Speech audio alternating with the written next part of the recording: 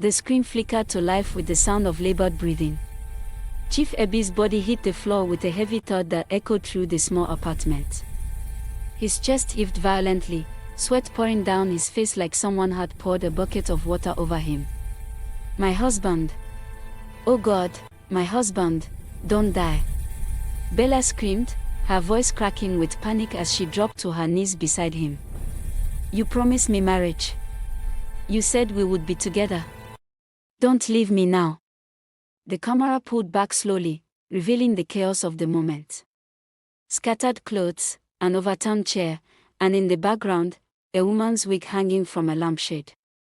Chief Ebi's eyes rolled back, his lips moving but producing no sound. Everything went black.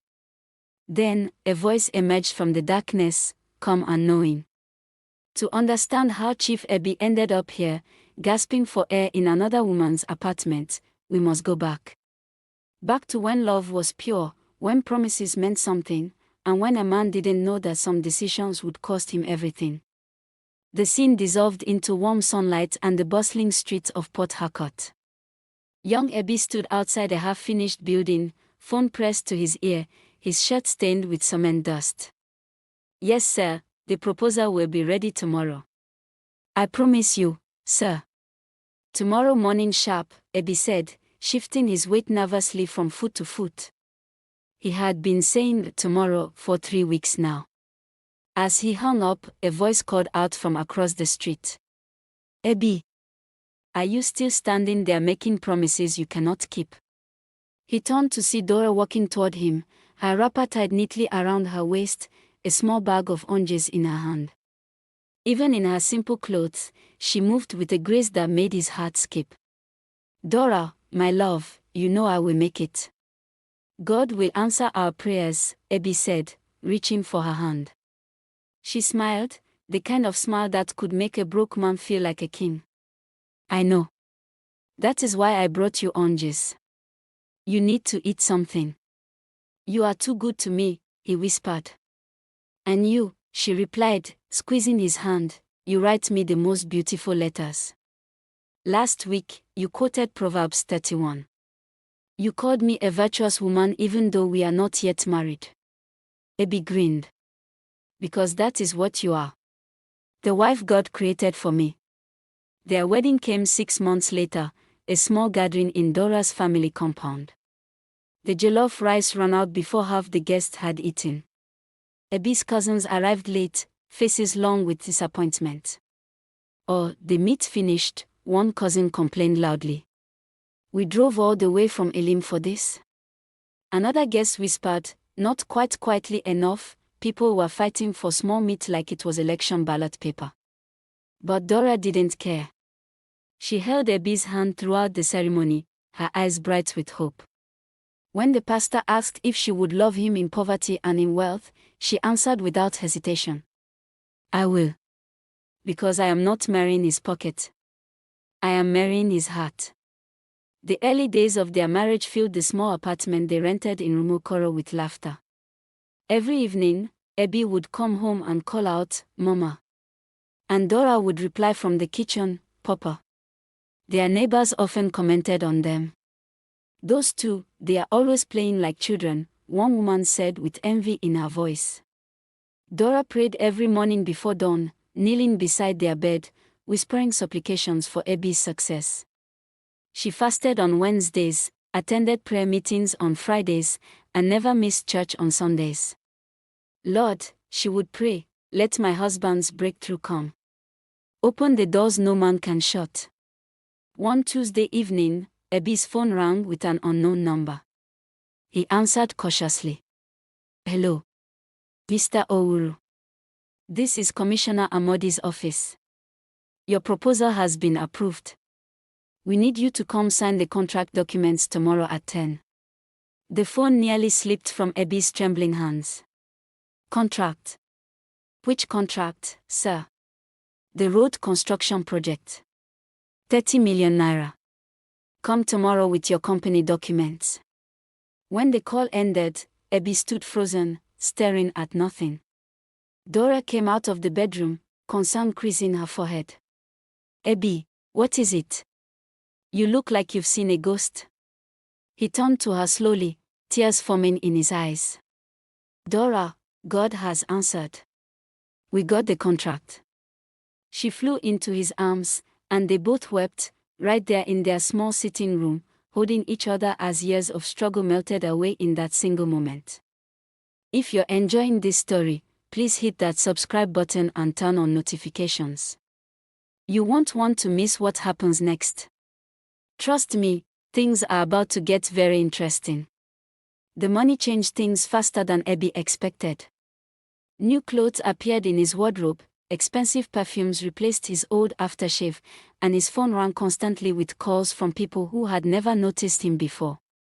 Chief Ebi, they called him now, a title he had not earned but accepted readily. New friends emerged from nowhere. Men who claimed they had always known he would succeed, women who suddenly remembered they had been his classmates in primary school.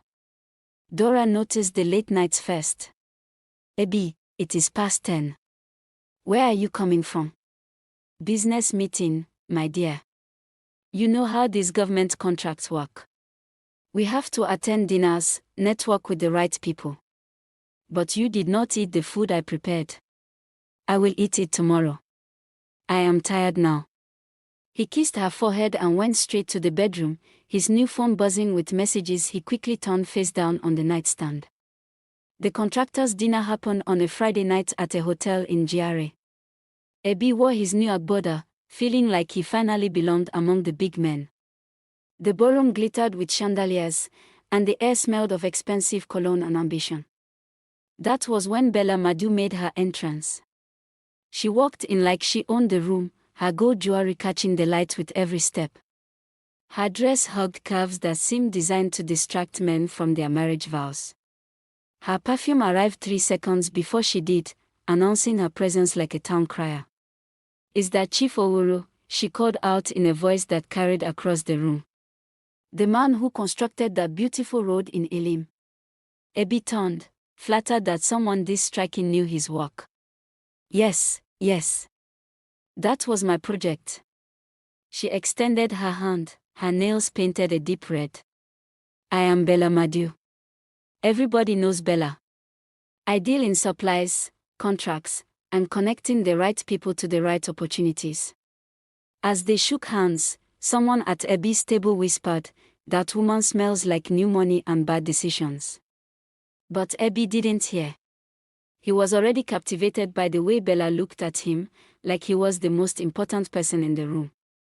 You know, Chief, Bella said, leaning closer than necessary, a man like you needs someone who understands the stress of these government contracts. Someone who knows how hard you work, how much pressure you carry. My wife understands, Ebi said, but his voice lacked conviction. Bella smiled knowingly. I am sure she does. But does she understand the loneliness of sitting in meetings with politicians? The exhaustion of negotiating with commissioners? Does she know how to massage your shoulders after a long day of inspections? Something dangerous stirred in Ebi's chest, a feeling he should have recognized as temptation but chose to interpret as connection. Over the following weeks, Bella appeared everywhere. At sites where Ebi was working, at restaurants where he ate lunch, at churches where he attended Thanksgiving services. Each time, she acted surprised to see him. Chief Ebi. What a coincidence.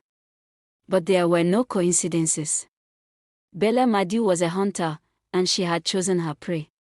She started bringing him lunch at his office.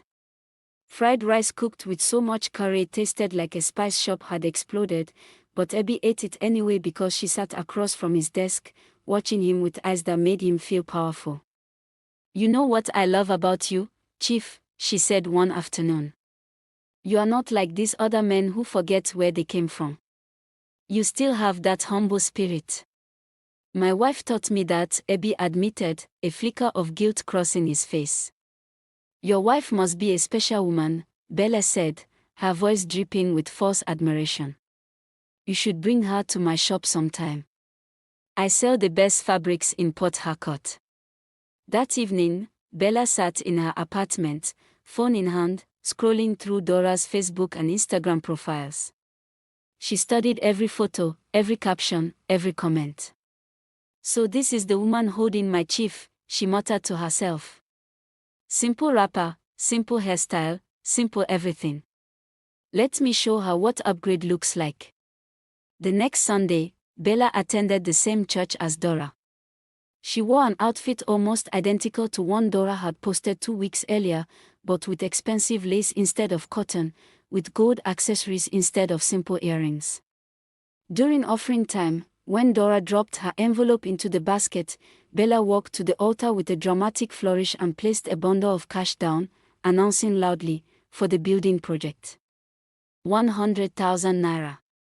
The church erupted in applause. The pastor called for special prayers for this blessed daughter.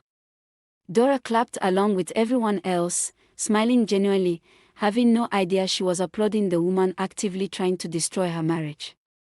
She was literally clapping for her own enemy. Comment below if you've ever trusted someone who was secretly working against you. And don't forget to like this video.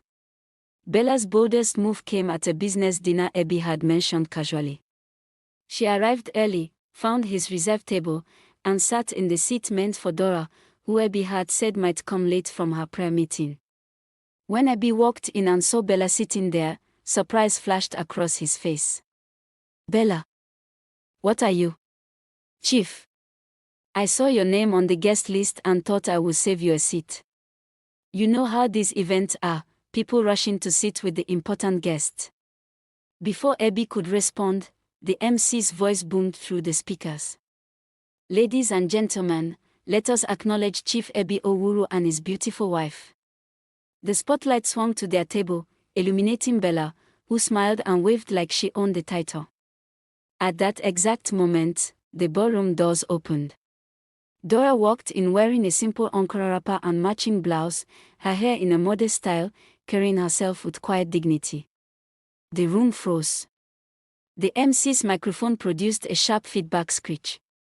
Someone's fork clattered against a plate. Dora's eyes met Ebi's across the room, then shifted to Bella sitting in what should have been her seat.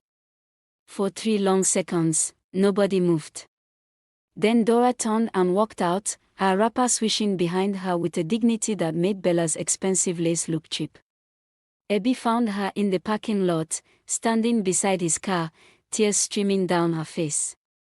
Dora, please, it is not what you think. What I think, she interrupted, her voice breaking. Ebi, I don't think anything. I saw everything. That woman was sitting in my place like she belongs there. She just sat down. I didn't know she would. You didn't know. Dora's voice rose. You didn't know that woman has been circling our marriage like a vulture. You didn't know she wears copies of my clothes. You didn't know she gives offerings in church just to make me look small. Ebi stood silent, caught in a web of his own making. I have been praying for you, Dora continued, her voice dropping to a whisper. Every morning, I pray for your success, for your protection, for our marriage. And this is what my prayers have brought me. Humiliation in front of everybody. Dora, please. Take me home, Ebi. Just take me home. The drive back was silent except for Dora's quiet crying. When they reached home, she went straight to the bedroom and locked the door. Ebi stood outside, phone buzzing in his pocket. A message from Bella, sorry about the confusion, Chief. I didn't know your wife was coming. Let me make it up to you. Come to my house tomorrow. I will cook your favorite soup. He should have deleted the message. Should have blocked the number. Should have pounded on the bedroom door until Dora let him in so he could beg properly. Instead, he saved Bella's address and told himself he would go just to tell her to stop. Just to set boundaries. Just to make things clear. The next afternoon, Ebi's secretary knocked on his office door. Sir, someone sent lunch for you. She placed a flask on his desk, labeled with pink letters, for my darling chief. With love. 30 minutes later, another knock. The secretary's face showed confusion. Sir, your wife is here. She brought lunch too. Dora walked in carrying her own flask, homemade egusi soup that she had woken up at 5 a.m. to prepare. Her eyes fell on the pink flask already sitting on Ebi's desk. "What is that?" she asked quietly. The secretary, sensing danger, tried to leave, but Dora's voice stopped her. "Who brought that flask?" "I." "Ma, it was from the other madam." The words hung in the air like smoke from a funeral pyre. "The other madam." Dora set her flask down carefully, her hands remarkably steady. She looked at Ebi, really looked at him, and he saw something break behind her eyes. "I see," she said. "So now there is another madam bringing you food. How nice." "Dora, I can explain." "Explain to the other madam," she said, turning toward the door. "Let her explain why she is labeling flasks, my darling chief. Let her explain why she knows what you like to eat. Let her explain everything." She walked out, leaving her flask behind. Ebi reached for it, but his hands were shaking too badly to unscrew the lid. That evening, desperate and foolish, Ebi drove to Bella's apartment. She opened the door wearing a nightgown that left little to imagination, her smile victorious. "Chief, I knew you would come. I was just thinking about you." The apartment smelled of incense and something else, something sweet and cloying that made Ebi's head feel heavy. "Bella, we need to talk," he said, but his voice sounded weak even to his own ears. "Of course, Chief. But first, let me get you something to drink. You look stressed." She disappeared into the kitchen. Ebi sat on her couch, noticing for the first time how everything in the apartment seemed designed for seduction. Red curtains, dim lighting, soft music playing from hidden speakers. What he didn't notice was Bella in the kitchen, pulling out a small bottle from her refrigerator. A bottle given to her by Mama Kolo, the woman everyone whispered about, the woman who lived in a compound at Mile 1 where people went when prayers weren't working fast enough. Remember to subscribe if you haven't already. Things are about to take a dark turn. 3 days earlier, Bella had sat in Mama Kolo's consultation room, a space that smelled of herbs and desperation. "Mama, I need this man," Bella had said, placing money on the table between them. "I have done everything. I have cooked for him, dressed for him, even gone to his church. But his wife's hold is still strong." Mama Kolo, a woman whose age nobody could guess, smiled with teeth stained red from chewing cola nut mixed with substances best left unnamed. "This wife," she prays. Mama Kolo asked. "Every morning. Like her life depends on it. Then we must work while she sleeps." Mama Kolo stood, her wrapper dragging on the floor as she moved to a shelf crowded with bottles and bundles. "You will bring me 3 things. His hair, her clothing, and a photo of them together." "How will I get these things?" "You are already in his office, no? In his space. These things will come to you if you are patient." Bella nodded, her desperation overriding any moral hesitation. "And when you bring them," Mama Kolo continued, "we will do the coconut binding. It is very powerful. Once we tie her clothing to the coconut and seal it, her hold on him will weaken. He will see her but not feel love. He will come home but not stay.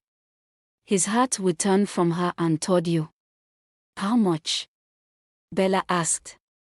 Mama Kolo named a price that made Bella's eyes widen, but she agreed. She had invested too much time, too much money, too much of herself into this plan to back out now. Getting what Mama Kolo needed proved easier than expected. Ebi's barber swept his hair into a pile that Bella simply asked for, claiming she needed it for something special. The barber, used to strange requests from women chasing his clients, didn't question it. Dora's clothing came from Ebi's car, where she had left a wrapper after changing for church one Sunday. Bella volunteered to return it but never did. The photo she pulled from Ebi's office during one of her visits, a small frame he kept on his desk showing him and Dora on their wedding day, both of them young and hopeful and completely unaware that this moment would be used against them. Mama Kolo worked by candlelight, her hands moving with practiced precision. She took a coconut and carved Dora's name into its surface. Then she wrapped Dora's clothing around it, tying it with 7 knots while chanting words in a language Bella didn't recognize. This coconut is now her womb, her heart, her place in his life, Mama Kolo explained. As we seal it, so her influence seals. As we bury it, so her voice in his head will be buried. She placed Ebi's hair inside the coconut through a small hole, mixed it with other substances, then sealed the hole with wax. The final step, Mama Kolo said, is to give him something to drink from your hand. Something that carries your essence. I will prepare it. Now, 3 days later, Bella poured that preparation into a glass of juice, her hands trembling slightly. She had not asked what was in the bottle. She didn't want to know. She brought the drink to Ebi, who accepted it gratefully. You are too kind, Bella. Anything for you, Chief. He drank deeply, the sweetness masking the bitter undertone. Within minutes, his head began to swim. The room tilted slightly. Bella, I don't feel well, he said, setting the glass down with difficulty. It is just stress, Chief. Come, lie down for a moment. She helped him to her bedroom, and that was when everything went wrong. Ebi's chest began to pound, not like a normal heartbeat but like something was trying to break out from inside him. Sweat poured from his skin. His breathing came in gasps. Bella, something is wrong. He collapsed, his body hitting her floor with that heavy thud, and Bella's victory turned instantly to panic. Chief Ebi. Wake up. She shook him, then remembered the carefully crafted story she needed to maintain. My husband. Oh God, my husband, don't die. You promised me marriage. She called for an ambulance, her mind racing. If he died here, questions would be asked. If he lived but remembered, everything would be exposed. Either way, her carefully constructed plan was crumbling. At the hospital, chaos erupted. Bella filled out the admission forms, writing the wife in the relationship column without hesitation. The nurses, busy with emergency protocols, didn't question it. But someone had called Dora. Maybe the secretary, maybe a concerned friend, maybe God himself intervening. Dora arrived 40 minutes later, her face a mask of controlled terror. She walked into the emergency room to find Bella sitting in the waiting area, crying dramatically into a handkerchief, telling anyone who would listen, my husband, my chief, please God, don't take him from me. Your husband. Dora's voice cut through the room like a knife. Bella looked up, her tears freezing on her face. Yes, Dora said, walking closer, please tell me more about your husband. Tell me about the man who married me 8 years ago. Tell me about the man whose children I bore. Tell me about my husband. The waiting room went silent. A nurse whispered, 2 wives. I am not his wife, Bella said, her voice shrinking. I meant. You meant exactly what you said, Dora interrupted. You have been trying to become his wife. Cooking for him, following him, sitting in my seat, bringing lunch to his office. Did you think I was blind? Before Bella could respond, a doctor emerged. Mrs. Owuru. Both women moved forward, then froze, looking at each other. The doctor's confusion was evident. Which one of you is Mrs. Owuru? Dora reached into her bag and pulled out her marriage certificate, her hands shaking but her voice steady. I am Mrs. Dora Owuru. His wife. The only wife. This woman is whoever she is, but she is not his wife. The doctor nodded and gestured for Dora to follow him, leaving Bella standing alone in the waiting room, her shame visible to everyone present. Inside the room, Ebi lay connected to monitors, his chest rising and falling with assistance from oxygen. The doctor explained that his collapse appeared to be caused by a severe reaction to an unknown substance. Did your husband take any drugs? Consume anything unusual? Dora's mind worked quickly. He was at another woman's house. You should ask her what she gave him. The doctor's eyebrows rose. I see. We'll need to run more tests. When Ebi finally opened his eyes hours later, his vision was blurry. He saw two figures standing on opposite sides of his bed and whispered, "Is this heaven or hell?" "Hell is what you deserve," Dora said quietly. "But heaven gave you another chance." His eyes focused enough to recognize both women. Bella stood near the door, her earlier bravado completely gone. Dora stood beside his bed, her face wet with tears she had not allowed herself to cry in public. "Dora," he whispered. "Don't," she said, holding up her hand. "Don't say my name right now. Don't say anything right now." What nobody noticed was the hospital cleaner in the corner of the room, phone held low, recording everything. By the next morning, the video had spread through Port Harcourt like a wildfire in Harmattan season. Chief Ebi collapsed inside Chick's house. The headlines wrote themselves. Church WhatsApp groups exploded with messages. Prayer warriors who had interceded for Ebi's business success now interceded for his marriage. Men he had called friends suddenly didn't recognize his number when he called. Share this video if you believe karma is real. And drop a comment about what you think should happen next.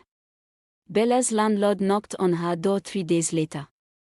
"Madam, I am sorry, but you have to leave." "What? Why?" "I paid my rent." "It is not about rent. It is about reputation. Your video has brought shame to this compound. Other tenants are complaining. I don't want trouble. Take your refund and find another place." Bella had become infamous overnight. Women pointed at her in markets. Her own friends stopped answering her calls, afraid the scandal would contaminate them by association. But the worst was yet to come. 2 weeks after Ebi's collapse, Mama Kolo appeared at Bella's new apartment, a place she should not have known about since Bella had not given her the address. "Mama, what are you doing here?" "I need my balance," Mama Kolo said simply. The charm worked too well.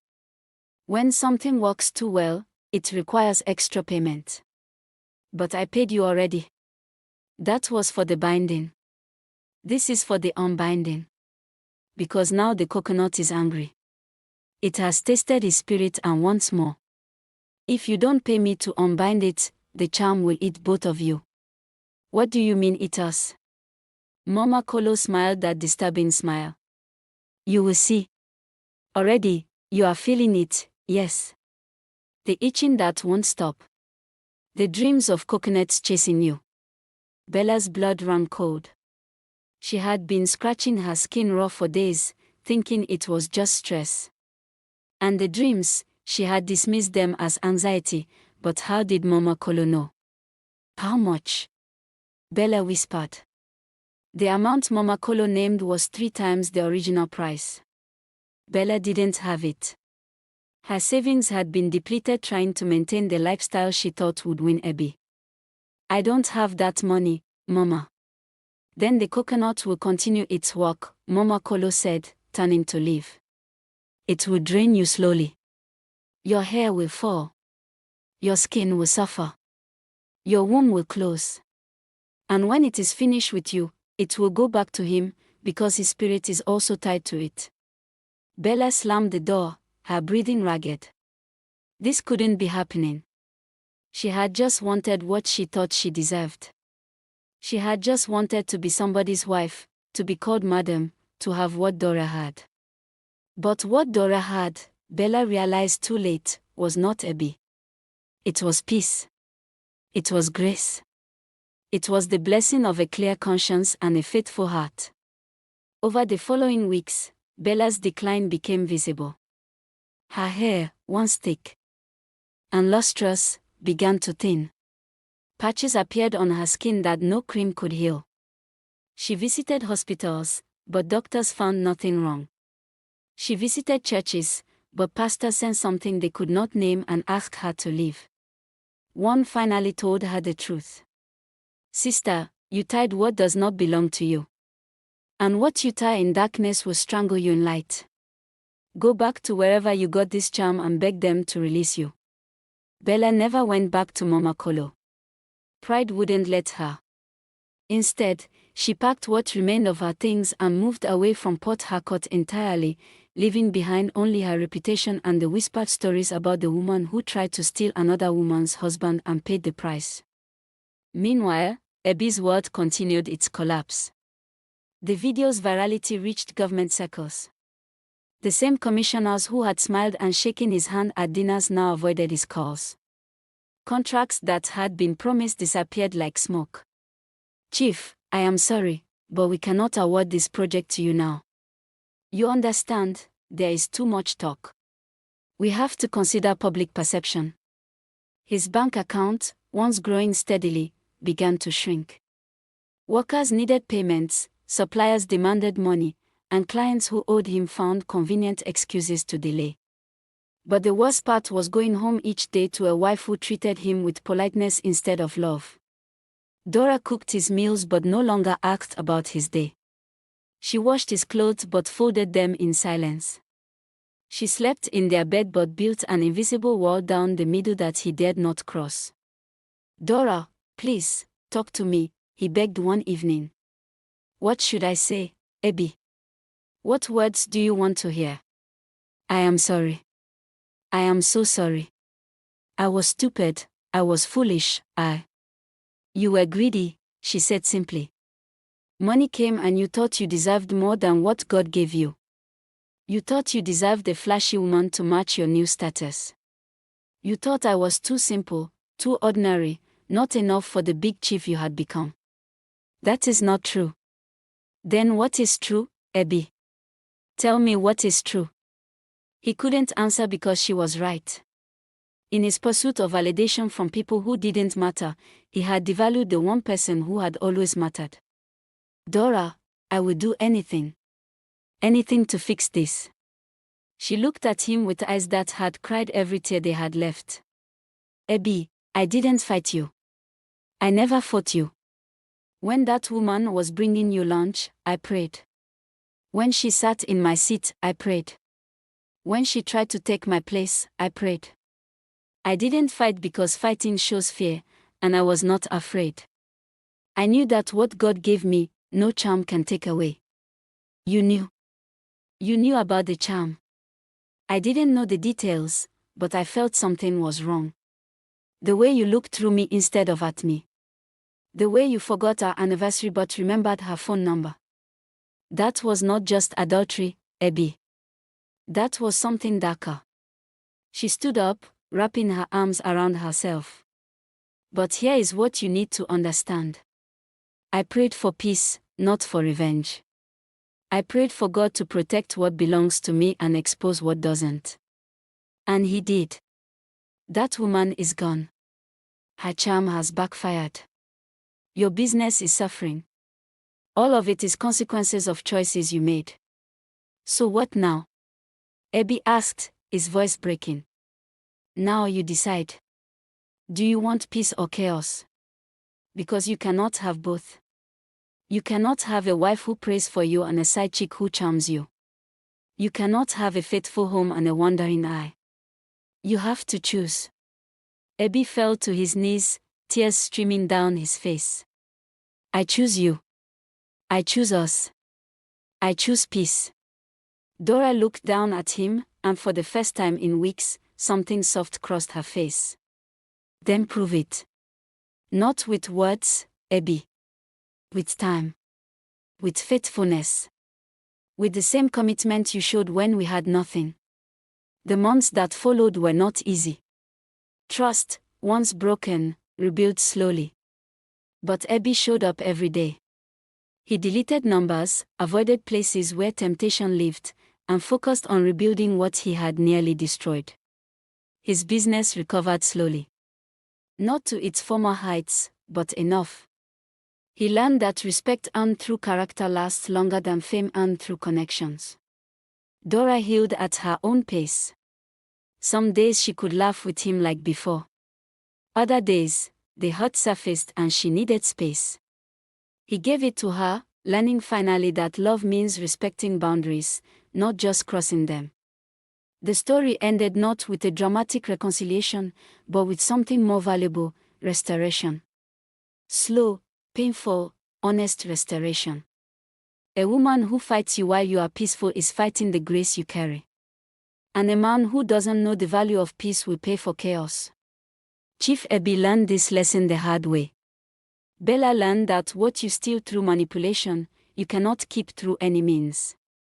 And Dora, she learned that sometimes the greatest victory is not fighting at all, but trusting that what is yours will remain yours, and what isn't will remove itself.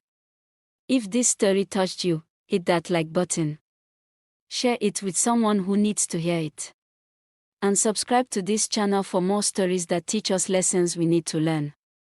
Drop a comment below telling us what you think Chief Ebi should have done differently. And remember, in the pursuit of more, don't lose sight of enough. Because enough, when appreciated, is always more than you need.